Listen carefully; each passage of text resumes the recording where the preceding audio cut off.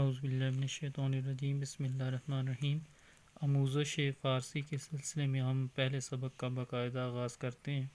سب سے پہلے ہم فارسی حروف تہجی جس کو الف بائے فارسی بھی کہا جاتا ہے ان کو پڑھتے ہیں۔ یہ یاد رہے کہ فارسی حروف تہجی جو ہیں وہ عربی سے لیے گئے ہیں اور یہی تھوڑے فرق کے ساتھ اردو میں بھی مستعمل ہیں۔ تو حروف تہجی الف بائے فارسی کا مطالعہ کرتے ہیں فردن فردن۔ الف، بے، پے، تے، سے، جیم، چ، ہے، خے، دال، زال، رے، زے، ی، سین، شین، صاد، ضاد، طا، ظا، عین، غین، فے، قاف، کاف، گھاف، لام، میم، نون، واو، ہے، یہ۔ اچھا، یاد رہے کہ ان حروف تہجی میں سے کچھ حروف جو ہیں وہ فارسی سے مخصوص ہیں، جن میں 4 حروف کو فارسی سے مخصوص جانا جاتا ہے۔ ان میں سے ایک ہے پے، چ، ی اور گاف۔ اچھا، اس کو ہم فارسی زے بھی کہتے ہیں اور اس کو فارسی کاف، کاف فارسی بھی کہا جاتا ہے۔ اس کے بعد کچھ حروف ایسے ہیں جو عربی زبان سے مخصوص ہیں، جیسے سے، خے، صاد، ضاد، طا، ظا، عین اور غین۔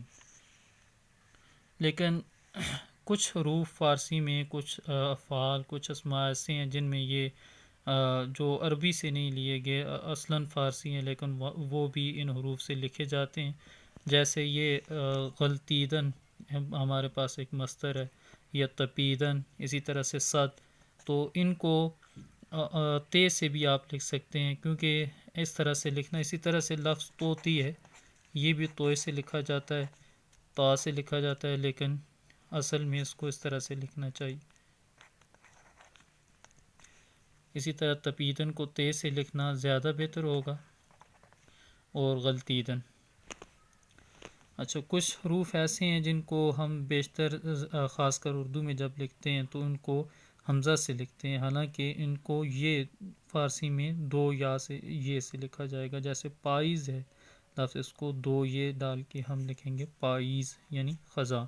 اسی طرح پائین کو پائین، اس طرح سے آئندہ ہم لکھتے ہیں حمزہ کے ساتھ، یہ آئندہ، ٹھیک ہے۔ اسی طرح سے لفظ ہے جو یندہ، تو اس کو اس طرح سے لکھیں گے جو یند، ٹھیک ہے۔ اس کے بعد حرکت سے کیا مراد ہے؟ حرکت سے مراد زبر، زیر یا پیش ہوتی ہے۔ یہ عربی اور اردو میں بھی ہم استعمال کرتے ہیں۔ 2 زبر کو، 2 زیر اور 2 پیش کو تنوین کہا جاتا ہے اور یہ نون کی آواز دیتے ہیں۔ اور شد یا تشدید یہ اس حرف پر استعمال ہوتی ہے جسے 2 دفعہ پڑھا جاتا ہے۔ امید ہے آپ ان سے بخوبی واقف ہیں۔ تو ہم اپنے سبق کے اگلے حصے کی طرف جاتے ہیں۔ اچھا، ان حروف میں سے آپ نے دیکھا ہوگا کچھ حروف ایسے ہیں جن پر نقطہ ہوتا ہے، اور کچھ حروف جو ہوتے ہیں وہ بے نقط یا غیر منقوط ہوتے ہیں۔ تو وہ حروف جو نقطے کے ساتھ ہوتے ہیں ان کو حروف معجمہ کہا جاتا ہے، یعنی ان کو ہم حروف منقوط بھی کہہ سکتے ہیں۔ تو نقطے والے حروف جیسے بے ہے، جیم ہے، چ ہے یا زال وغیرہ۔ اور حروف مؤملہ وہ حروف ہیں جن کو حروف غیر منقوط کہا جاتا ہے۔ یہ حروف کون سے ہیں؟ جیسے دال، رے، لام وغیرہ وغیرہ۔ اچھا، پھر اس کے بعد حروف متصلہ اور حروف منفصلہ کون سے ہیں؟ حروف متصلہ وہ ہیں وہ حرف جو اپنے بعد آنے والے حرف سے مل جاتا ہے، اس کو حروف متصلہ کہتے ہیں۔ جیسے ہم لکھتے ہیں سر، تو سین جو ہے یہ متصل ہے رے سے. اسی طرح سے لفظ ہے جمشید،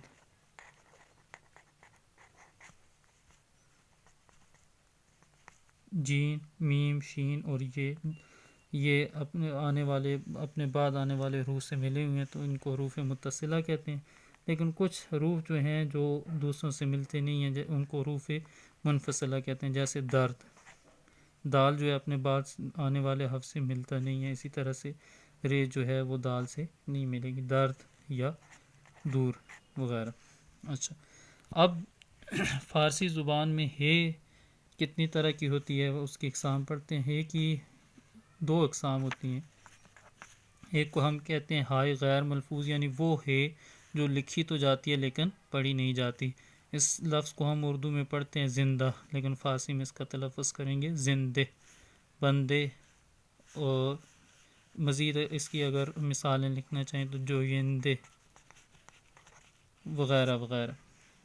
اور ہائے ملفوظ وہ ہوتی ہے جس کو لکھا بھی جاتا ہے اور اس کی آواز بھی آتی ہے، جیسے ہر، نہر، دار وغیرہ وغیرہ.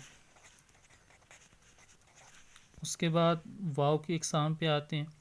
واو کی 3 اقسام ہیں جو فارسی زبان میں استعمال ہوتی ہیں: واو معدولہ، واو معروف اور واو مجہول. واو معدولہ کیا ہے؟ واو معدولہ وہ ہوتی ہے جو لکھی تو جاتی ہے لیکن اس کا تلفظ نہیں کیا جاتا. جیسے ہم لکھتے ہیں، یہ الفاظ اردو میں مستعمل ہیں: خواب، خیش، خورشید. ان میں یہ واو جو ہے وہ سائلنٹ رہتی ہے، اس کی آواز نہیں آتی. خواب، خیش اور خورشید وغیرہ.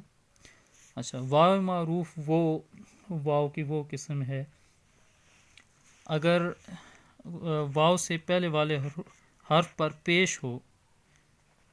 جیسے یہ لفظ ہے دور، تو واو کی واضح آواز آتی ہے، اس کو ہم واو معروف کہتے ہیں، دور. یا لفظ ہے کلوخ،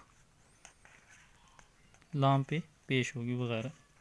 تو یہ جو واضح واو کا تلفظ کیا جاتا ہے اس کو واو معروف کہتے ہیں. واو مجہول اس واو کو کہتے ہیں کہ اس سے پہلے والے حرف پر پیش کے علاوہ کوئی اور حرکت ہو. جیسے لفظ ہے گور، یا لفظ ہے شور، یا دور.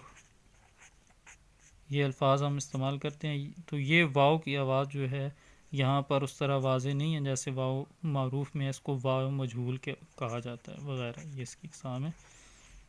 اچھا، اس کے بعد یا کی اقسام ہے. یا کی بھی 2 قسمیں ہیں: یا معروف اور یا مجہول. یا معروف بھی وہ یہ ہے جس کی آواز واضح ہو. اچھا، یہ یا معروف اس یا کو کہتے ہیں جو جس سے پہلے کوئی ایسا حرف آئے جس کے نیچے زیر ہو. جیسے اس کی مثال ہے تیر، تے کے نیچے زیر ہے تو یہ واضح پڑھی جا رہی ہے، اس کو یا معروف کہیں گے. تیر، جاوید، ریش وغیرہ. اور یا مجہول کی مثال ہے اگر یا واضح نہ پڑھی جا رہی ہو، یعنی اس سے پہلے والے حرف پر زیر نہ آ رہا ہو. جیسے لفظ دلیر، شیر اور دیر. اچھا، اور انہی الفاظ میں اگر شیر کو کے نیچے زیر آ جائے شیر تو پھر یا معروف ہوگی، اور اگر شیر پڑھیں تو یا مجہول ہوگی. تو یہ ہمارا آج کا سبق تھا. ایک شعر ہم شیئر کر دیتے ہیں آج کے سبق کے اختتام میں. شیخ سعدی کا شعر ہے: بنام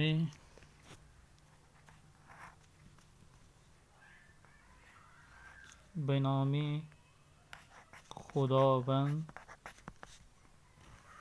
جان آفرین.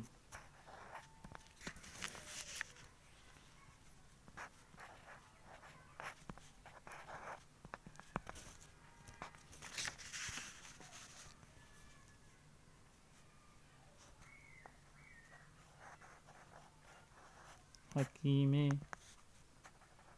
سخن در زبان آفرین.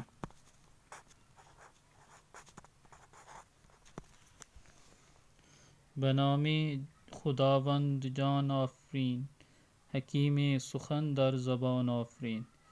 یعنی اس خدا کے نام سے جس نے جان کو پیدا کیا ہے اور وہ حکمت والا ہے جس نے ہماری زبان میں نطق کو، کلام کو پیدا کیا ہے. تو امید کرتا ہوں آپ کو یہ پہلا سبق پسند آئے گا اور آپ ہمارے ساتھ اس سلسلے میں شامل رہیں گے. والسلام.